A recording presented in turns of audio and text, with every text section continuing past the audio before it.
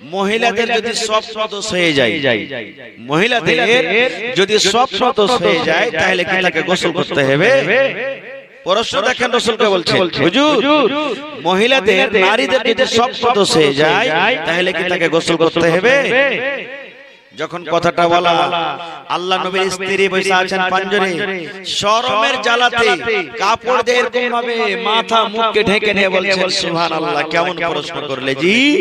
মহিলাদেরকে কোন কি বলছে স্বপ্ন দোষ হয়? যখন কথাটা বলা, এবার রাসূল বলছেন, রে আমার বিবি তুমি লজ্জা করিও না, তুমি শরম করিও না বিবি রে। আল্লাহর নবী সেই মহিলাকে উত্তর দিচ্ছেন, এ আল্লাহর বান্দে শুনে নাও, এ আল্লাহর বান্দে শুনে নাও, হ্যাঁ ইজা রাতিল মা, যখন কোন মহিলা, যখন কোন নারী স্বপ্ন দেখবে আর স্বপ্ন থেকে যখন জেগে যাবে, স্বপ্ন থেকে যখন উঠে যাবে, স্বপ্ন যখন তার ভেঙে যাবে, ঘুম যখন তার ভেঙে যাবে, ঘুম ভেঙে যাওয়ার পর যদি সে দেখে যে আমার কাপড়টা ভিজে গেছে, আমার কাপড়টা নরম হয়ে গেছে, কাপড়টা ভিজে গেছে, কাপড়টা আমার ঠান্ডা হয়ে আছে, পানির কোনো অংশ দেখা যায়, আল্লাহ রাসূল বলেছেন মহিলা তোমাদের প্রতি গোসল ফরজ হয়ে যাবে, তোমাদেরকে গোসল করতে হবে, গোসল করতে হবে। ভাই আওয়াজ কেন ঘটাচ্ছ তোমরা জি? ভালো লাগে না আওয়াজ করতে? আওয়াজ বানাও না। হ্যাঁ ভালোই লাগে না, আওয়াজই লাগছে আসে না সাফ একবারে। আপনারা টাকা দিচ্ছেন, ভালো মেকালা করবেন, আওয়াজ বানাও ভাই, ভালো করে আওয়াজ বানাও। এখানে আওয়াজই আসে না স্টেজে সাফ।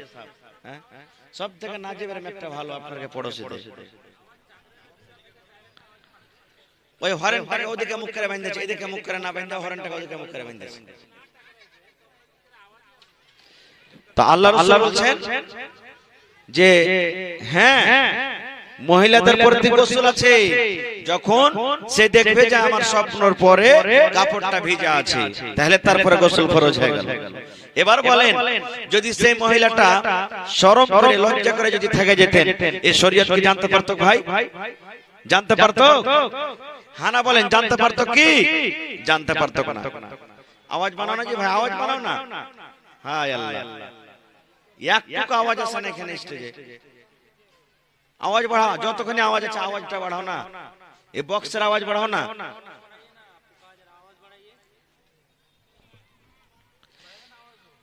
তো একটা আপনি হাদিস শিখে নিলেন, এবার দ্বিতীয় নম্বরে চলেন।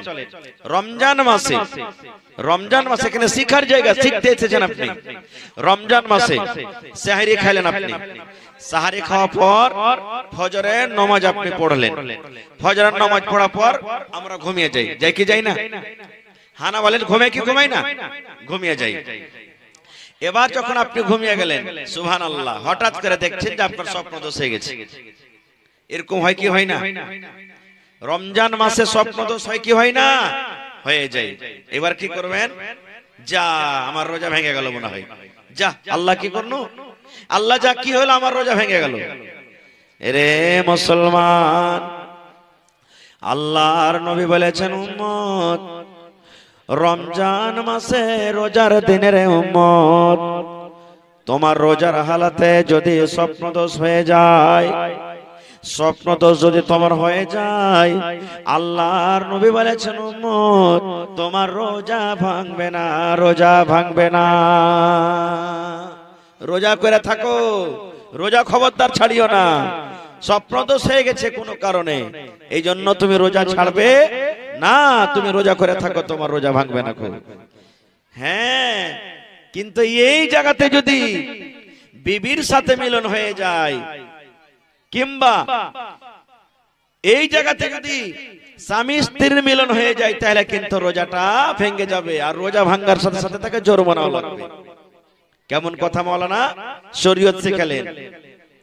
আজকে যেমন আপনারা জালসা শুনছেন বসে বসে, সাহাবায়ে কেরামের দলেরা বসে আছেন। এ ভাই বক্সটা একটু ঘোরাও তো আমার দিকে, এটাকে ঘোরাও। এরা আওয়াজই ঠিক কথা জানে না সাহেব, ডেলিকার প্রোগ্রাম আওয়াজই ভালো লাগে সাহেব, এদিকে ঘোরাও একটু। হ্যাঁ থাক, ঠিক আছে।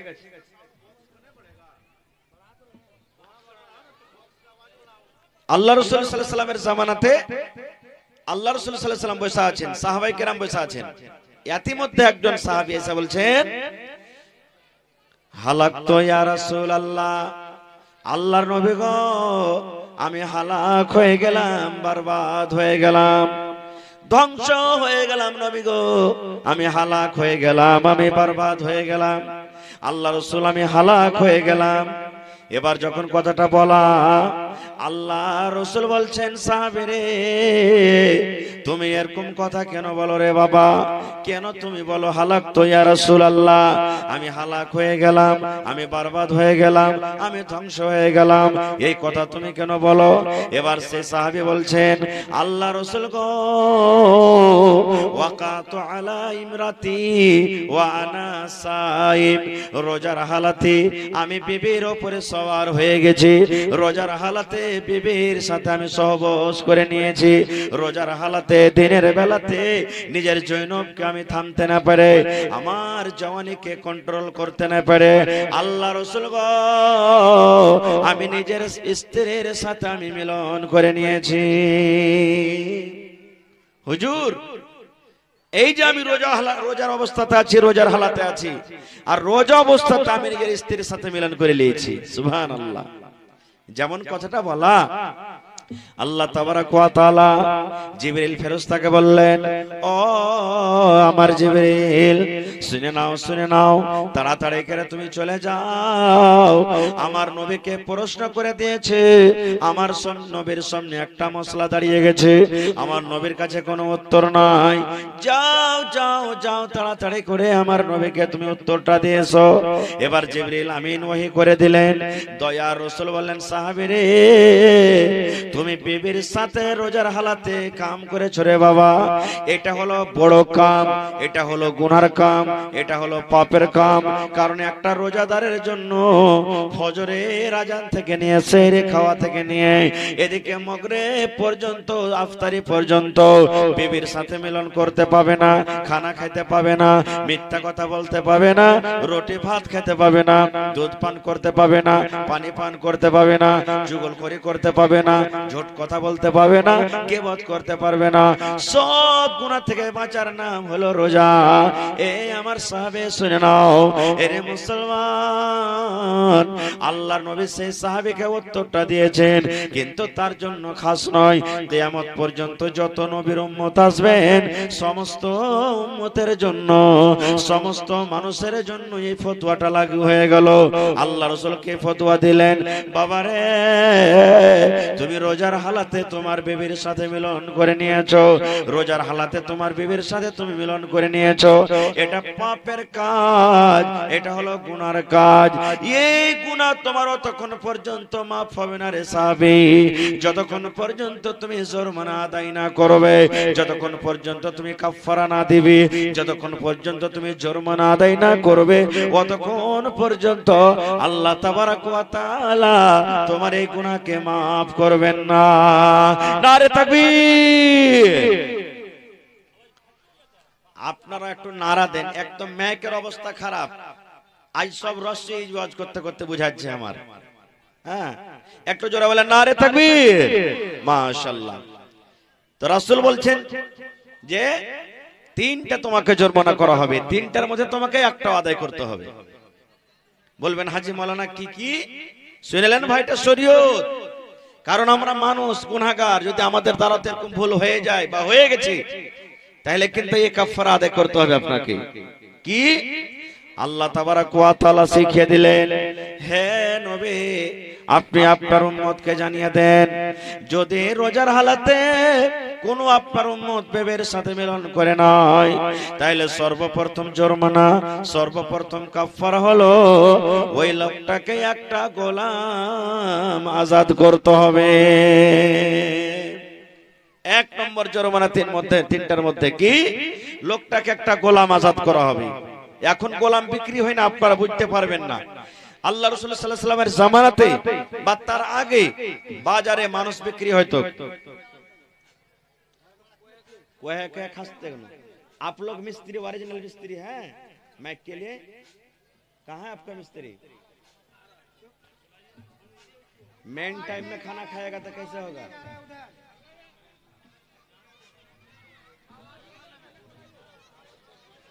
बुलाइए ना तो 1 टका भी नहीं मिलेगा आपको, जलसा लॉस होगा। तो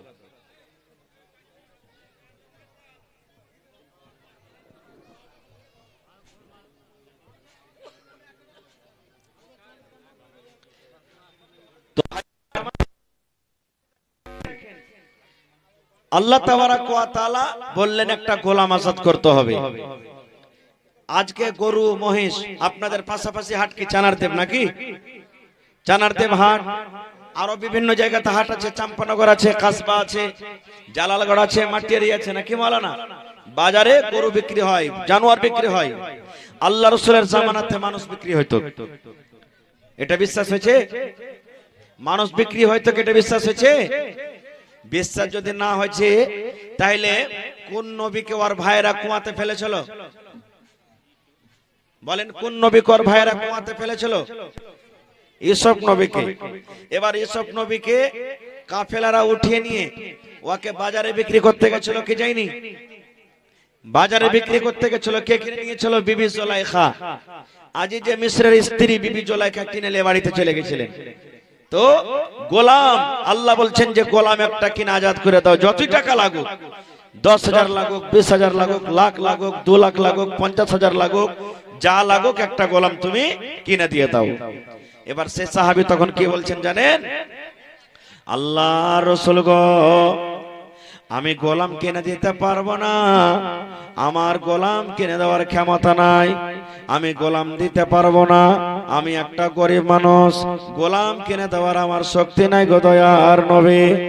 এবার আল্লাহ তাবারাক ওয়া তাআলা নবীকে শিখিয়ে দিলেন, হ্যাঁ নবী, 2 নম্বর তার জরিমানা হলো, 2 নম্বর কাফারা হলো, যদি লোকটা গোলাম কিনে আজাদ না করতে পারে, লোকটা যদি একটা গোলাম কিনে যদি আজাদ না করতে পারে, ওর যদি গোলাম কেনার ক্ষমতা না থাকে, তাহলে নবী বলে দাও শাহরাইনে মুতাতাবিআইন, 2 মাস একটানা, 2 মাস এক লাগাতার লোকটা রোজা রাখবে।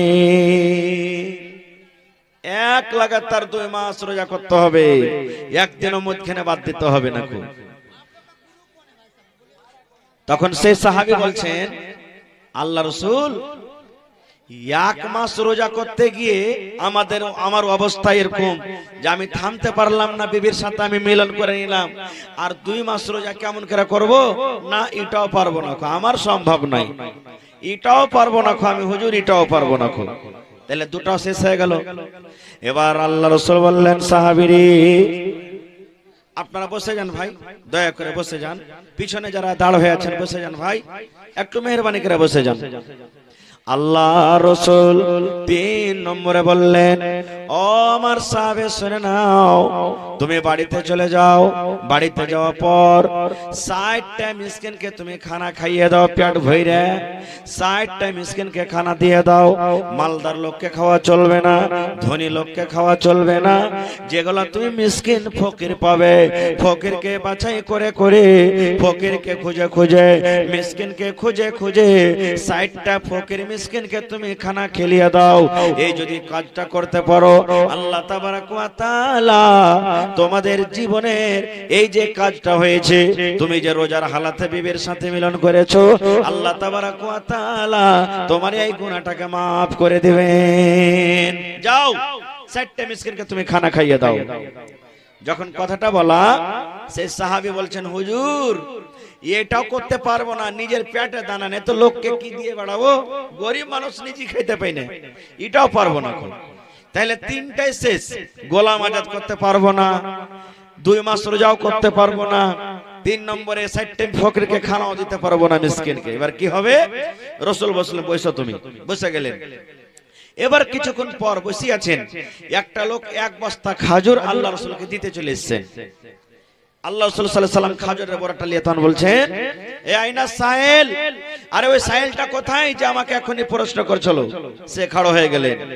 এবার রাসূল বললেন, এ আমার সাহাবে শুনে নাও, এই বস্তার খাজুর তুমি নিয়ে লাও, এই বড়ার তুমি খাজুর নিয়ে লাও। আজর খাজুর নেওয়ার পর গ্রামে তুমি চলে যাও, বাড়ি থেকে তুমি রওনা হয়ে যাও, আর 60টা ফকির মিসকিনকে বাছাই করে করে এই বড়ার খাজুর তাকে তুমি খাইয়ে দাও। 60টা ফকির মিসকিনকে দিয়ে দিয়ে এই বড়ার খাজুর তুমি খাইয়ে দাও। এই কাজ করতে পারো, আল্লাহ তাবারাক ওয়া তাআলা তোমার গুনাহকে maaf করে দেবে। आवाज ठीक कीजिए भाई, आवाज बिल्कुल नहीं है यहाँ पर, बिल्कुल आवाज नहीं है, आवाज ठीक कीजिए।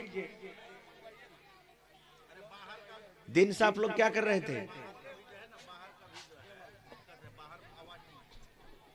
हॉर्न भी लगाए उधर, इधर मुंह करके हॉर्न लगाना चाहिए था आपको, इधर मुंह करके वो हॉर्न लगाना चाहिए था आपको।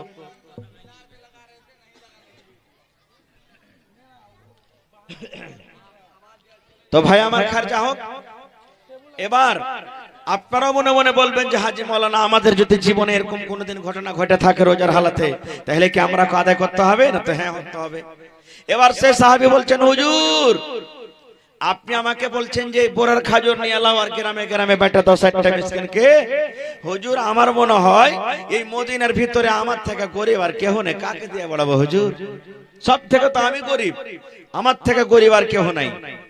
যখন কথাটা বলা, আল্লাহ রাসূল সাল্লাল্লাহু আলাইহি ওয়াসাল্লাম মুচকি মেরে হেসে গেলেন। আল্লাহ রাসূল মুচকি মেরে হেসে গেলেন।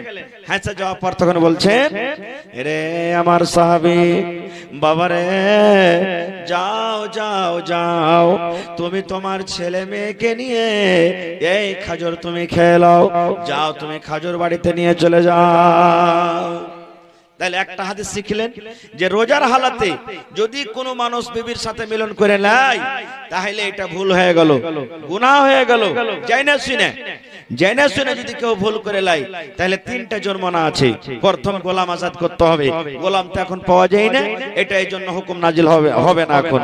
2 নম্বরে 2 মাস রোজা করতে হবে, যদি তাও না পারেন 60টা ফকির মিসকিনকে খানা দিতে হবে, 60টা ফকির মিসকিনকে খানা দিতে হবে।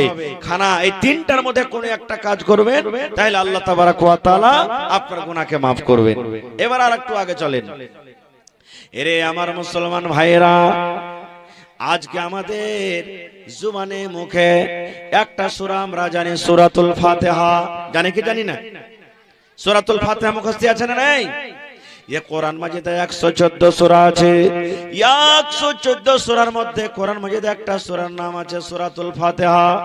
এই সূরাটার 14টা নাম লেখা হয়েছে।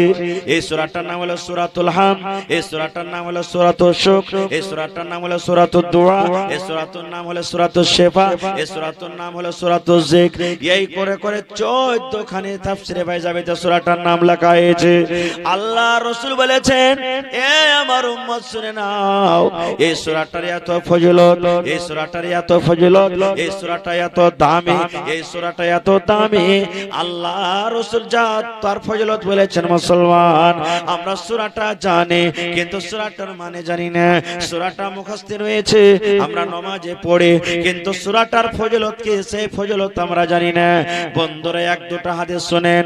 আল্লাহ রাসূল বলেছেন, উম্মত লা সালাতা ইল্লা বিফাতিহাতিল কিতাব। আপনি জানাজার নামাজ পড়বেন, আপনি তারাবির নামাজ পড়বেন, আপনি ফরজ নামাজ পড়বেন, আপনি তাহাজ্জুদের নামাজ পড়বেন, যে কোন দুনিয়াতে নামাজ পড়েন রে মুসলমান, আল্লাহ রাসূল বলেছেন, উম্মত তোমার নামাজ যতক্ষণ পর্যন্ত হবে না, যতক্ষণ পর্যন্ত নামাজে তুমি সূরাতুল ফাতিহা তেলাওয়াত না করবে। সূরাতুল ফাতিহা না পড়লে তোমার নামাজ হবে না। তাহলে যখন শিখতে এসেছেন, এটা শিখার জায়গা, একটা আর একটা আপনাকে ছেদ শিখিয়ে দিই, তারপরে সূরাতুল ফাতিহা আপনাদের সামনে বলবো। কি আজকে যত লোক এখানে বসে আছেন, আহারে কোন মানুষের 50 বছর বয়স হয়ে গেল, কাউরে 60 বছর হয়ে গেল, কাউরে 20 বছর হয়ে গেল, কাউরে 30 বছর হয়ে গেল। জীবনে আপনি কত জানাজা পড়েছেন? মায়ের জানাজা পড়েছেন, বাপের জানাজা পড়েছেন, দাদু দাদি নানা নানির জানাজা পড়েছেন, গ্রামের এলাকার কত জানাজা পড়েছেন। মুসলমান, জানাজা পড়িতে হবে। আল্লাহ রাসূল বলেছেন একটা মুসলমান আর একটা মুসলমানের পড়তে 7টা হক আছে, একটা হাদিসে 6টা হক আছে। তার মধ্যে একটা রাসূল বলেছেন যখন তোমার বাড়িতে জানাজা হবে, গ্রামে যখন জানাজা হবে, আল্লাহ রাসূল বলেছেন তোমাকে জানাজার নামাজে শরীক হতে হবে। এবার যত লোক এখানে বসে আছেন আমি এক এক করে যদি জিজ্ঞাসা করি, এ নানা আপনার বয়স 50 বছর হয়ে গেল, এ দাদু আপনার বয়স 60 বছর হয়ে গেল, জীবনে আপনি কত জানাজার নামাজ পড়েছেন দাদু? হয়ে একটু স্টেজে আইছেন আর আসার পর জানাজার নামাজ কেমন করে পড়িতে হবে, জানাজার নামাজ কেমন ভাবে পড়িতে হয়, আল্লাহর নবী কিভাবে জানাজার নামাজ পড়ার আদেশ করেছেন, জানাজার দোয়াটা কি? বন্ধুরে আমার মনে হয় এখানে হাজার হাজার মানুষ বসে আছেন, 10টা 20টা 50টা 100টা লোক ছাড়া সব লোক ফেল করে যাবে। আচ্ছা না এরকম নাই? আচ্ছা না নাই? কিন্তু কোনদিন কোন মাওলানার কাছে জিজ্ঞাসা করবে না, কি শিখতে চাইবে না কেমন করে জানাজা পড়তে হয়। আল্লাহ রাসূল বলেছেন জানাজা এইভাবে পড়তে হবে রে উম্মত। যখন তুমি জানাজা পড়বে, মাইয়াতকে সামনে তুমি রাখবে, ইমাম সাহেব দাঁড় হলো, তার পিছনে পিছনে মুক্তাদি লাইন হয়ে দাঁড় হয়ে গেল। এখানে আরো একটা কথা বলে দিই, জানাজার নামাজ যখন আমরা পড়িতে খাড় হই, কত ভাইকে দেখবেন যে চাপ্পল খুলে সাইডে রেখে দিবেন, কেউ দু পার মধ্যখানে রাখবেন, কেউ তো চাপ্পল খুলে দূরে রেখে দিলে, আর কেউ তো চাপ্পল তো খুলবে কিন্তু খোলার স্টাইল দেখেন, ওই চাপ্পলের ফিতে থেকে পাটাকে বের করে ওর পরি দাঁড় হয়ে থাকে। আছে না এরকম? হানা বলেন না ভাই, আছে না নাই? আছে ভাই। ম্যাকের অবস্থা খুব খারাপ, একটু সাথ দিবেন আমার। এবার আপনি বলেন লোকটা চাপ্পল কেন খুললে? যে চাপ্পল পেঁধে নামাজ পড়তে হয় নাকি? এই জন্য তো খুললে। এবার আপনি বলেন যে চাপ্পলের পায়ে, চাপ্পলের উপরে দাঁড় হয়ে আছে, তো ওটা আর চাপ্পল পিন্দা হলো না? হলো না? হলো না? হলো। কান সোজা মানে ধরেন তাও কান ধরা হবে, আর ঘুরিয়ে যদি ধরেন তাও কান ধরাই হলো। হায় আল্লাহ! এ ভাই, যদি আপনার বিশ্বাস আছে যে না আমার চাপ্পল ভালো আছে, কোনো গুগন্ধর ময়লা লেগে নাই, আপনি চাপ্পল পিন্দা জুতা পিন্দা নামাজ পড়েন, কোনো মানা নাই, কোনো মানা নাই। এবার যদি আপনাকে বিশ্বাস না আছে যে কে জানি আমার চাপ্পলে কি আছে না আছে, তো ফিতে খুলে আপনার হবে না, চাপ্পল খুলে আপনাকে সাইডে করতে হবে না, তো দু পার মধ্যখানে করেন। ভালো করে পিন্দে থাকেন আর না তো দু পার মধ্যখানে করলেন আপনি চাপ্পল খুলে। এবার আপনি নামাজে দাঁড় হবে, আল্লাহু আকবার বলে এখানে বুকে হাত বাঁধবেন। আপনি কত লোককে দেখবেন, কত ভাইকে জানাজার নামাজ তো পড়বে, সুবহানাল্লাহ, এই যে রাফায়ে দেন, দু হাত তুলবে কেমন করে জানে না। কত ভাইকে দেখবেন তালোয়ারের মতন হাত খানটাকে চোখাইবে এমনি করে, আল্লাহু আকবার, এই যে তালোয়ারের মতন। জি না, চলবে না। হাত আপনাকে কিবলার দিকে এরকম ভাবে করতে হবে, ভিতরটা কিবলার দিকে আপনার থাকা চাই, পশ্চিম দিকে থাকা যেটা আমাদের কিবলা। তারপরে কত ভাইকে দেখবেন কান ধরে বলবে আল্লাহু আকবার, কান ধরার হাদিস নেই, কান ধরা চলবে না। আপনার শিখলেন জীবনে কাজ দিবে ভাই জানাজা পড়া। তাহলে কি করতে হবে? কত ভাইকে দেখবেন জানাজা পড়বে, এই যে হাত মাথা থেকে উপরে করে দিলে আল্লাহু আকবার, এটা হাত তোলা হলো না আপনার। কত ভাই দেখবেন বগলে সাটিয়ে থাকবে আল্লাহু আকবার, এটা হলো না। তাহলে কেমন করে? आपका बाजा ही खराब है। আল্লাহ রাসূল সাল্লাল্লাহু আলাইহি ওয়াসাল্লাম বলেছেন যে তুমি আল্লাহু আকবার বলবে কিভাবে, এই লোকগুলা যাচ্ছে এরকম ভাবে সাটিয়ে রাখতে হবে না। কো এক ঘন্টা বাদ। তো ভাই আমার, এই যে দেখেন আমার দিকে দেখেন, আপনার এই লোকগুলা পশ্চিম দিকে থাকবে হাতটা, আরে বগলে সেটা থাকবে না, এই বুড়া লাগ ঘাড় পর্যন্ত থাকবে, আর এই লোক কান পর্যন্ত থাকবে। আল্লাহু আকবার বলে হাত বাঁধলেন জানাজার নামাজে। এবার হাত বাঁধা পর কি দোয়া পড়বেন বলেন তো আপনারা? জোরে বলেন, কি দোয়া পড়বেন? হায় আল্লাহ! আল্লাহু আকবার বলে হাত বেঁধে নিলেন, দিয়ে কি দোয়া পড়বেন? আল্লাহুম্মা, আরো জোরে বলেন আল্লাহুম্মা। কিন্তু বায়াত মানে এটা তো নাই, জানাজার নামাজে বায়াত বাণী নাই, জানাজার নামাজে বায়াত বাণী পড়তে হবে না। আপনাকে কি করতে হবে? আউযু বিল্লাহি মিনাশ শাইতানির রাজিম, বিসমিল্লাহির রহমানির রহিম পড়ে গোটা সূরাতুল ফাতিহা আপনাকে তেলাওয়াত করতে হবে। আপনাকে সূরাতুল ফাতিহা পড়তে হবে। আপনাকে সূরা, এদিকে ঘোরান মাওলানা, একটু বাক্সটা এদিকে স্টেজের দিকে ঘোরান। আল্লাহ রাসূল বলেছেন, উম্মত, এই আমার উম্মত তুমি শুনে নাও, যখন তুমি আল্লাহু আকবার বলে হাত বাঁধবে উম্মত, আউযু বিল্লাহ বিসমিল্লাহ বলে তোমাকে সূরাতুল ফাতিহা তেলাওয়াত করতে হবে। তারপর রাসূল বলেছেন, যখন সূরাতুল ফাতিহা পড়া হয়ে গেল, বিসমিল্লাহির রহমানির রহিম পড়ো, তারপরে অন্য কোনো একটা সূরা আরো পড়ে না। বেশিরভাগই আমরা সূরাতুল ইখলাস পড়ি নাকি? ইখলাস পড়েন তাও চলবে, কিন্তু যদি কেউ বলে যে আমি সূরাতুল ইখলাস পড়বো না, দোসরা অন্য কোন সূরা পড়বো, তাও চলবে, মানে একটা জোড়া লাগাইতে হবে। এবার এক তাকবীর হয়ে গেল, তারপর আল্লাহু আকবার বলে আবার হাত বাঁধি। জানাজার নামাজে দেখবেন কত লোক তাকবীর যখন পড়ে তখন মধ্যখানে যেগুলা তাকবীর আছে ওগুলাতে হাত উঠাই নেয়, আছে না? দেখেছেন আপনারা? কত লোক আল্লাহু আকবারে হাত উঠায়, কত লোক উঠাই নেয়। তাহলে যারা উঠাই না, ঝগড়া করিয়েন না ভাই, ঝগড়া করিয়েন না। এই মুলবি দুদিন থেকে পড়ে এসেছে আর দেখালে এই হাত উঠে নাকো, হ্যাঁ, এগুলো তা ঝগড়া করতে হবে না, এগুলো কোনো বড় কথা নেই। যার ইচ্ছা হবে উঠাই, তা ঠিক আছে। যদি বলে না আমি উঠাবো না, তাও ঠিক আছে, এগুলো কোনো ঝগড়া করার কথা নেই। এবার আল্লাহু আকবার বলে দ্বিতীয় আপনি তাকবীর পড়লেন, এবার কি পড়বেন বলেন তো? জোরে বলেন। দুরূদ শরীফ পড়তে হবে। কি পড়তে হবে? আপনারা জানছেন, আমি জানছি, কিন্তু তাও আপনারা ভয় খেয়েছেন, কে জানে যদি ভুল হয়ে যায়। হ্যাঁ, ভুল শিখাচ্ছি আজকে আপনাকে। এবার রাসূল বলেছেন, উম্মত, যখন তুমি জানাজার দ্বিতীয় তাকবীর পড়বে তখন তোমাকে দরুদ শরীফ পড়তে হবে। আল্লাহুম্মা সাল্লি আলা মুহাম্মাদ ওয়া আলা আলি মুহাম্মাদ কামা সাল্লাইতা আলা ইব্রাহিম ওয়া আলা আলি ইব্রাহিম ইন্নাকা হামিদুম মাজিদ। আল্লাহুম্মা বারিক আলা মুহাম্মাদ ওয়া আলা আলি মুহাম্মাদ কামা বারাকতা আলা ইব্রাহিম ওয়া আলা আলি ইব্রাহিম ইন্নাকা হামিদুম মাজিদ। বাস, দুরূদ পড়ে দিলেন। তারপরে আল্লাহু আকবার। কয় তাকবীর হলো? জোরে বলেন, কয় তাকবীর হলো? এবার কি পড়তে হবে এখানে? জানাজার দোয়া পড়িতে হবে। জানাজার দোয়া পড়িতে হবে।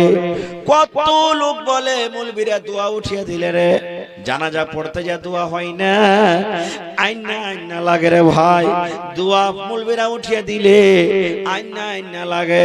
দোয়া যে মুলবিরা করে না, এরা নতুন নতুন ফতোয়া জারি করে দিলে, এরা নতুন নতুন ফতোয়া দিয়ে দিলে। আগে দোয়া হচ্ছিল, কত মানুষ সুন্দর করে হাত তুলে তুলে আমিন আমিন বলে দোয়া করছিল। আর এখনকার মুলবিরা দোয়া উঠিয়ে দিলে জানাজাতে দোয়া পড়ে না, এই জন্য আইনা আইনা লাগে। এরা মুসলমান, দোয়া পড়েছে কে পড়ি না, তবে শুনেন। এবার আপনি আল্লাহু আকবার তে দোয়া বললেন, আল্লাহকে বলছেন আল্লাহুম্মা মাগফির, এ আল্লাহ তুমি maaf করে দাও। সুবহানাল্লাহ। আল্লাহুম্মা মাগফির, আল্লাহ maaf করে দাও।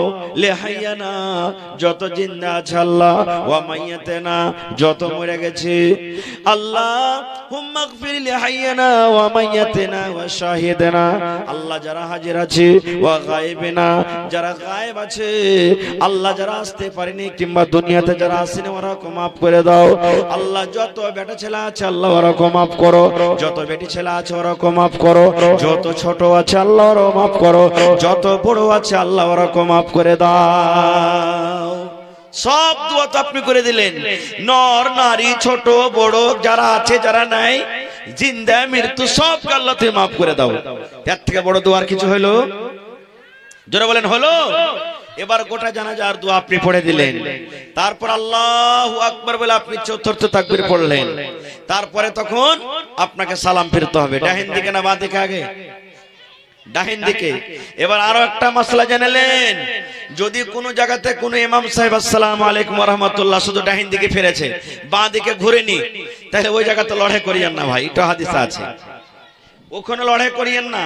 এরকম নতুন যদি কোনো কাজ করে কোনো মাওলানা, ওকে জিজ্ঞাসা করবেন, হাজি মাওলানা জীবন ভর তো দুদিকে সালাম এলো, আসসালামু আলাইকুম ওয়া রাহমাতুল্লাহ, আসসালামু আলাইকুম ওয়া রাহমাতুল্লাহ, আর আজকে আপনি যে একদিকে সালাম ফিরে দিলেন যে মাওলানা, এটাতে দেখেনি এটা কি হাদিসে আছে, জিজ্ঞাসা করবেন।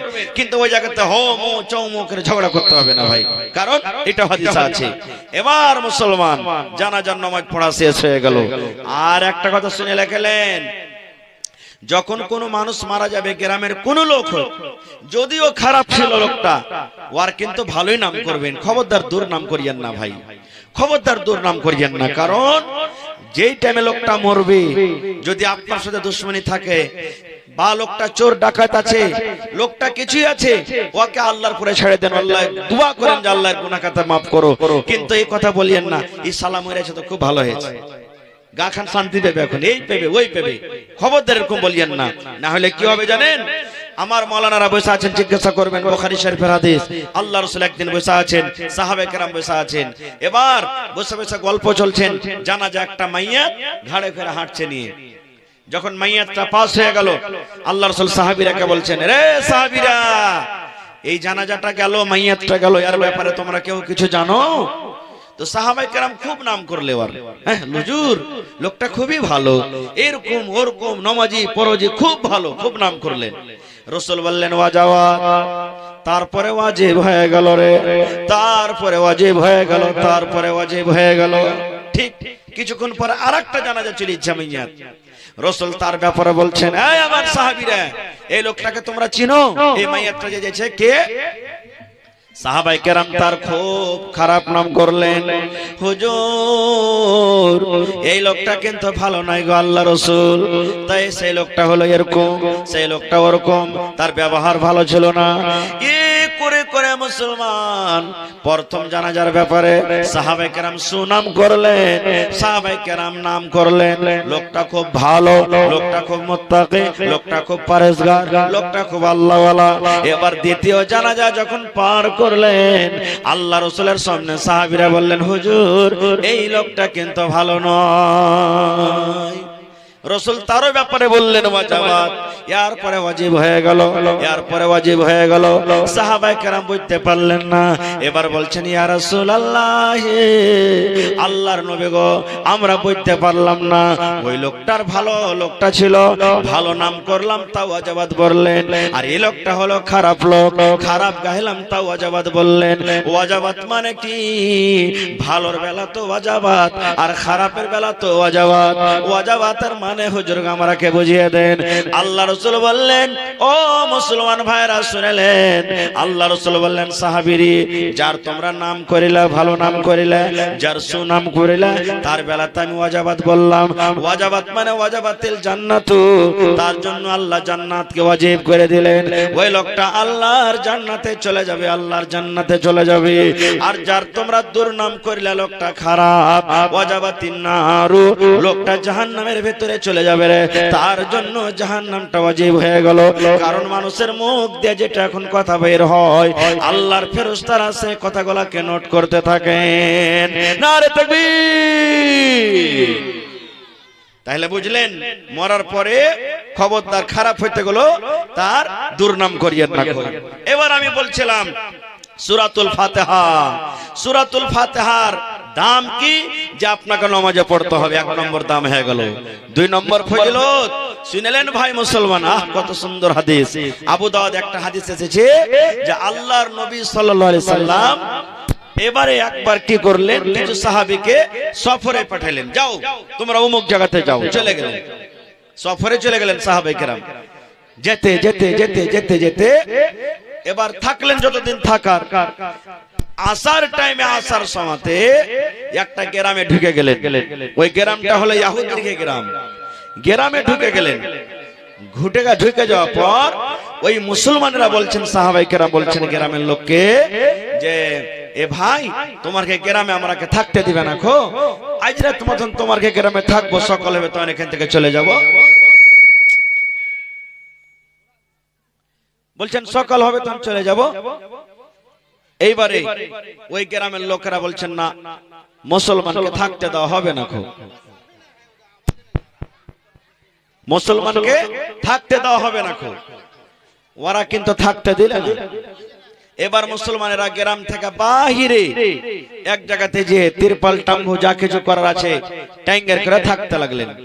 থাকতে থাকতে আল্লাহর কি মাসলেহাত, যে গ্রামে মুসলমানকে জায়গা দেওয়া হলো না ওই গ্রামের মোড়ল, ওই গ্রামের মুখিয়া, ওই গ্রামের সরপঞ্চ কিংবা ওই গ্রামের সর্দারকে একটা বিষাক্ত জানোয়ারে কামড়ে নিলে, হয় বিচ্ছুতে কামড়াইলে কি সাপে কামড়াইলে, আল্লাহ জানে বিষাক্ত জিনিসে কামড়ে নিলে, আর এমন ভাবে তাকে কামড় দিয়েছে যে বিষ লেগে গেছে। ভালো করে শুনেন ভাই, বিষ লেগে গেছে, বিষ কিন্তু ভালো হয় না। এখনকার মতন নয় যে তাড়াতাড়ি করে পুনে নিয়ে চল রে, তাড়াতাড়ি করে আড়ানি নিয়ে চল, তাড়াতাড়ি করে হসপিটাল নিয়ে চল, এই বিষে কামড় দিয়ে সাপে কামড় দিয়ে দিয়েছে, এরকম কোথায় পাবেন তখন হসপিটাল? ভালো হয় না। এবার গ্রামের লোকেরা তখন এক জায়গাতে জড়ো হয়ে বলছে, জানি একটা কাজ কর। বলছে কি? বলছে এই মুসলমানেরা যে রাত্রে এসেছিল ওরা বেশি দূর যায়নি, গ্রামের কিছু দূরে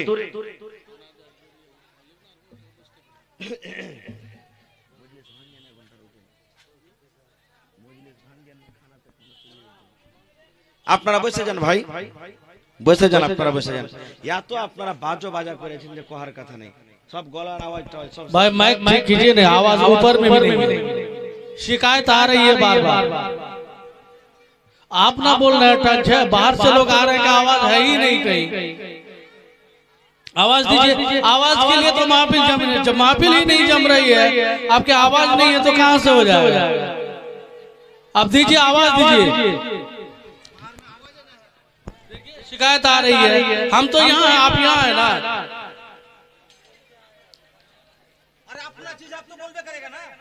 सुनिए सुनिए, आवाज दीजिए, लोग परेशान है, आवाज ढंग से दीजिए आप।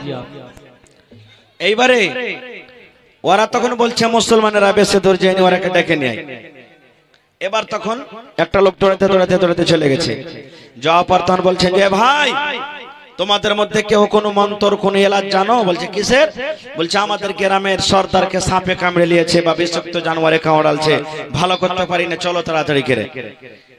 এবার একজন সাহাবী তখন বলছেন যে হ্যাঁ ইয়ার এলাজ তো জানি রে ভাই, কিন্তু ফ্রিতে এলাজ করে দিব না, খুব ইয়ার মজুরি লাগবে, তোমরা গ্রামে থাকতে দাওনি আর তোমরা এখন এসেছো তো এলাজ তো করবো, কিন্তু ইয়ার বদলাতে তোমরাকে মজুরি লাগবে। বলছে কি মজুরি দিবে? না তো ছাগল লাগবে। কতটি ছাগল লাগবে? না 30টা বকরি লাগবে। কয়টা বকরি ভাই?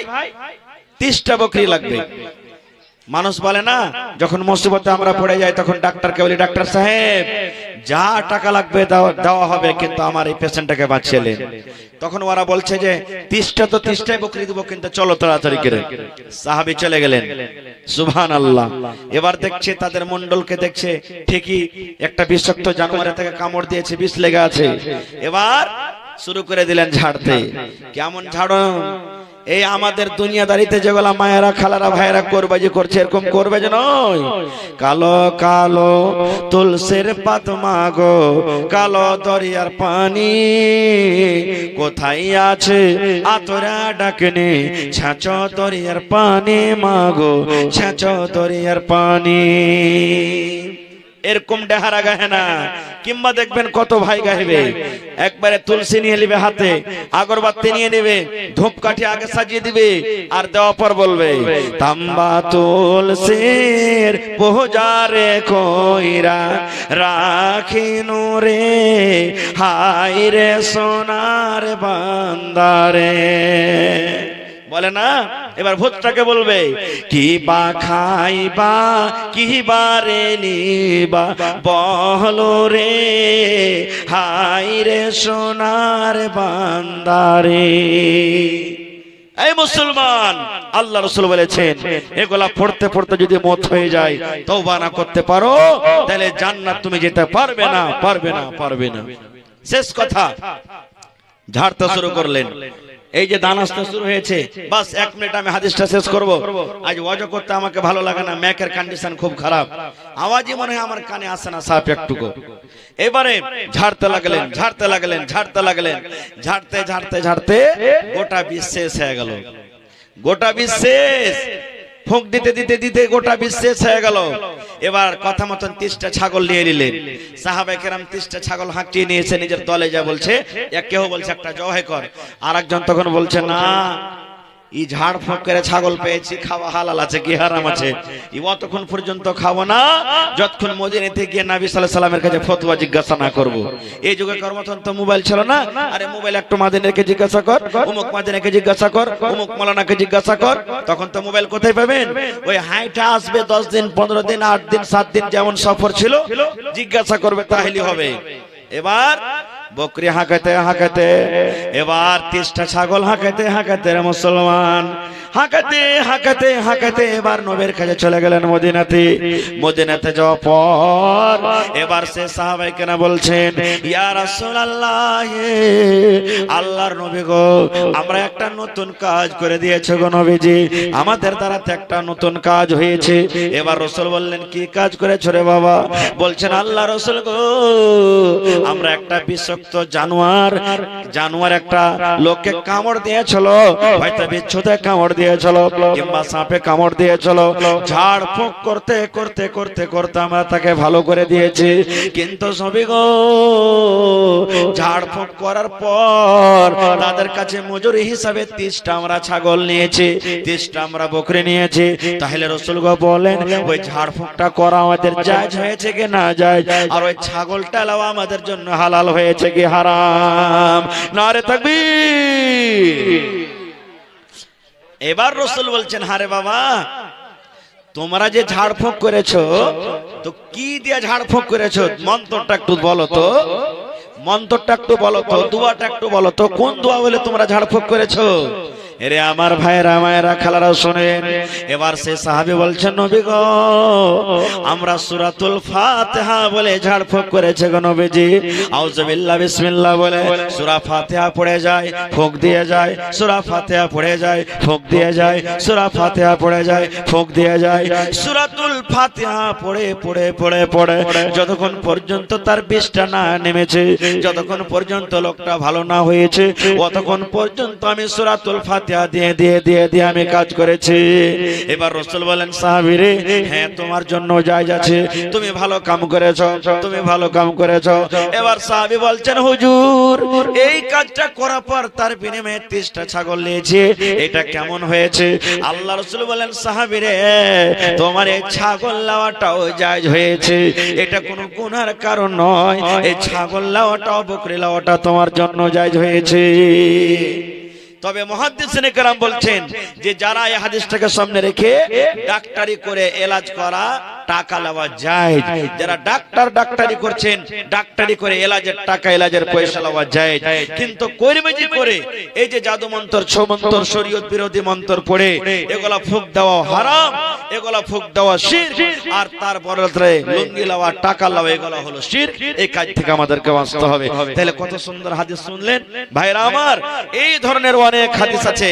এবার আর একটা হাদিস শিখালেন, আল্লাহ তাবারাক ওয়া তাআলা 23 পারা কোরআন নাযিল করেছেন মুসলমান। 23 পারা আছে না নাই? আছে। 23 পারা আল্লাহ কোরআন নাযিল করেছেন। 23 পারা কোরআনের মধ্যে আল্লাহ তাবারাক ওয়া তাআলা প্রথমে নামাজ পড়তে বলেননি। আল্লাহ বলেননি, এ নবীজি, আপনি আপনার উম্মতকে বলেন নামাজ পড়বে। প্রথমে নামাজের কথা বলা হয়নি, রোজার কথা বলা হয়নি, হজের কথা বলা হয়নি, যাকাতের কথা বলা হয়নি, পর্দার কথা বলা হয়নি। আল্লাহ তাবারাক ওয়া তাআলা সর্বপ্রথম যেটা নবীকে দান করেছেন সেটা হলো ইকরা, মানে পড়ো, ইকরা পড়ো, পড়ো, পড়ার কথা আল্লাহ তাবারাক ওয়া তাআলা সর্বপ্রথম নাযিল করেছেন। এজন্য রাসূল বলেছেন, এ আমার উম্মত, তোমরা শুনে নাও, তলাবুল ইলমে ফারিজাতুন আলা কুল্লি মুসলিম। উম্মত রে, প্রত্যেক মুসলমানের জন্য, প্রত্যেক মুসলমান নর হোক কিংবা নারী হোক, তাকে ইলম শিখাটা হলো ফরজ, ইলম শিখাটা হলো ফরজ, ইলম শিখাটা হলো ফরজ। আজকে আপনারা কিছুদিন আগে এই মুসলমান দেখলেন যে আমাদের ভারতের যারা বৈজ্ঞানিক, ভারতের যারা সায়েন্সদা, তারা রোবট তৈরি করেছে, তারা চাঁদের উপরে যাওয়ার জন্য জাহাজ তৈরি করেছে, রকেট তৈরি করেছে। আর ওরে সুবহানাল্লাহ, জমিন থেকে 4,80,000 কিলোমিটার দূরে চাঁদ আছে, এই জমিন থেকে সে রোবট, সে জাহাজকে চাঁদের উপরে পাঠিয়ে দিয়েছে। পাঠালছে না, পাঠায়নি? আপনারা শুনেছেন যদি পড়ালেখা না করতো তাহলে কি তারা এরকম কাজ করতে পারতো? ওরে সুবহানাল্লাহ, আজকে দেখেন এই যে হ্যালোজেন জ্বলছে, সামান্য একটুখানি তার, এই যে মার্কারি দেখছেন জ্বলছে, সামান্য একটা তার। যদি লোকটা পড়ালেখা না হতো তাহলে কোনোদিন মার্কারি বানাইতে পারতো না। ওরে আল্লাহ, মানুষ জ্ঞান বুদ্ধি আল্লাহ কত দিয়েছেন মানুষকে। দেখেন আল্লাহ রাসূল বলেছেন, মানুষ রে জীবনে যেদিন কিয়ামত কায়েম হবে, হাসরের ময়দান হবে, ওই কিয়ামতের দিন আমি যেদিন থেকে জন্ম নিয়েছি সেদিন থেকে নিয়ে মরা পর্যন্ত আমার জীবনের আমল সব নোট হতে আছে রে মুসলমান, সব নোট হতে আছে। আল্লাহ আমাদের কাছে দুটা করে ফেরেশতা দিয়েছেন, একটা ফেরেশতা নেকি লিখতে আছে, একটা ফেরেশতা গুনাহ লিখতে আছে। এই করে করে জীবন পর্যন্ত লিখতে আছে। যেদিন আমি আপনি মরে চলে যাব, কিয়ামত কায়েম হবে, হাসরের ময়দান হবে, সেদিন আল্লাহ তাবারক ওয়া তাআলা নিজের জীবনের কিতাব, নিজের জীবনের কপি, নিজের জীবনের আমলটাকে আল্লাহ রাব্বুল আলামিন নিজের হাতে ধরিয়ে দেবেন। আপনার হাতে ধরাবে, আপনার হাতে ধরাবে, দুনিয়ার যত লোক আছে সমস্ত লোকের হাতে ধরিয়ে দিবে। এবার আল্লাহ বলবেন, ইকরা কিতাবাক, এ আমার বান্দা বান্দিরা, তোমরা নিজের আমল খানটাকে পড়ে নাও, নিজের কিতাব খানটাকে পড়ে নাও। এবার বলবেন, মাওলানা জীবনে আলিফ কেমন হয় জানি না, বা কেমন হয় জানি না, জিম কেমন হয় জানি না, মাওলানা কেমন করে কিয়ামতের দিন আমরা আমলটাকে পড়বো? আল্লাহ রাসূল বলেছেন, উম্মত রে, আল্লাহ রাব্বুল আলামিন মানুষকে কিয়ামতের দিন এমন জ্ঞান দেবে, এমন বুদ্ধি দেবে, মানুষ সেই দিন দুনিয়াতে পড়ালেখা না হতে গেল, আখিরাতে সেই আমলটাকে মানুষ নিজে পড়িতে পারবে, নিজে বুঝতে পারবে, নিজের আমলখানাকে জানতে পারবে। তাইলে বন্ধু, পড়ার এত দাম। আল্লাহ রাব্বুল আলামিন কিয়ামতের দিন মানুষকে বলবেন, মানুষ রে তুমি তোমার আমলনামা খানটাকে পড়ে নাও। আজ আমরা মুসলমান নিজের ছেলে মেয়েরাকে তালিম দিই না রে, আজকে আমরা মুসলমান নিজের ছেলে মেয়েরাকে পড়িতে দিই না। আজকে বলছে এই মাদ্রাসাটা হলো ফকিরা পড়া, আরে মৌলবি মানে কি হবে, 4000 5000 7000 টাকাতে তোকে মক্তবে থাকতে হবে, মাদ্রাসাতে পড়াইতে হবে। এই জন্য আমরা তালিম থেকে দূরে হয়ে গেছি মুসলমান। আপনার ছেলেকে ইঞ্জিনিয়ার বানান, আপনার ছেলেকে প্রফেসর বানান, আপনার ছেলেকে মাস্টার বানান, আপনার ছেলেকে ডাক্তার বানান, দুনিয়ার যত পড়া আছে আপনার ছেলেকে দেন রে মুসলমান। কিন্তু দুনিয়ার ইলমের দেওয়ার সাথে সাথে আপনার ছেলেকে দ্বীনের ইলম তো দিতে হবে। যদি দ্বীনের ইলম না দেন, হইতে পারে আপনার ছেলেটা শরীয়ত থেকে দূরে চলে যাবে। আর খবরদার জীবনে কোনোদিন মাদ্রাসাকে গারত করবেন না। আপনারা জানছেন দুনিয়ার মানুষ আজকে মসজিদ বন্ধ করে না, কেন করে না? এটা ইবাদতের জায়গা। কিন্তু মুসলমান আপনার মাদ্রাসার পরে নজর আছে, মাদ্রাসা যেন মুসলমানের বন্ধ হয়ে যায়। কেন বন্ধ হয়ে যায়? আজকে ওরা জানছে মুসলমানের যদি মাদ্রাসা বন্ধ হয়ে যায়, মুসলমানের ঈমান শেষ হয়ে যাবে। ঈমান শেষ হতে গেলে ইসলাম হারিয়ে যাবে, ইসলাম বুঝবে না, ইসলাম কি জিনিস জানবে না। আস্তে আস্তে তখন আমাদের দলে চলে আসবে। এই জন্য মুসলমান, মাদ্রাসা আছে তো আপনি আছেন, মাদ্রাসা আছে তো দুনিয়া আছে, মাদ্রাসা আছে তো ঈমান আছে, মাদ্রাসা আছে তো মুসলমান আছে। আর মাদ্রাসা যদি না থাকে, মুসলমান দুনিয়াতে থাকবে না, মুসলমানের ঈমান থাকবে না, মুসলমান দুনিয়া থেকে মিটে যাবে, শেষ হয়ে যাবে। এই জন্য মাদ্রাসার দরকার আছে। একটা ঘটনা বলি যে আপনার সামনে, এর আগে হয়তো কোন জালসাতে বলেছি। আল্লাহুস সামাদ, এক বাপ জমিন বিক্রি করে করে বেটাকে পড়ালছে, এমবিবিএস ডাক্তার, বড় ডাক্তার হয়েছে। বাপ বুড়া হয়ে গেছে, বাপ মরে গেছে। এবার ইমাম সাহেব জানাজার সামনে এসে বেটাকে বলছেন, ডাক্তার সাহেব, ডাক্তার বাবু, আপনার বাপ মরেছে, বেটা বাপ মরেছে, এই জন্য আপনি হলেন তার ছেলে, আপনার বেশি হক যে আপনি নিজের বাপের জানাজা নিজে আপনি পড়িয়ে দেন আজকে। ওরে সুবহানাল্লাহ, যখন কথাটা বলা, ওই ডাক্তারের চোখ দিয়ে ঝরঝর করে পানি ঝরতে লাগলো। ওই ডাক্তার কাঁদতে লাগলো। কেন কাঁদতে লাগলো? গ্রামের লোকেরা বলতে লাগলো, ও ডাক্তার বাবু কেন কাঁদছেন? আপনার বাপ মরে গেছে, আল্লাহ যতদিন হায়াত দিয়েছে দুনিয়াতে থাকলো, এখন আল্লাহর পেয়ারা হয়েছে, তবে কেন কাঁদছেন? এবার ডাক্তার সাহেব বলছেন, ও গ্রামের লোকেরা, মাওলানা আমার বাপ মরেছে, এই জন্য আমি কান্দি না, আমার বাপ দুনিয়া থেকে চলে গেছে এই জন্য কান্দি না, এই জন্য আমি কান্দি মাওলানা। আমার বাপ জমিন বিক্রি করে করে, আমার বাপ গরু বিক্রি করে করে, আমার বাপ ছাগল বিক্রি করে করে, আমার মা গয়না বিক্রি করে করে আমাকে পড়িয়ে লেখে এমবিবিএস ডাক্তার করেছে। আজ আমি মাসে 2 লক্ষ 3 লক্ষ টাকা আমি ইনকাম করি।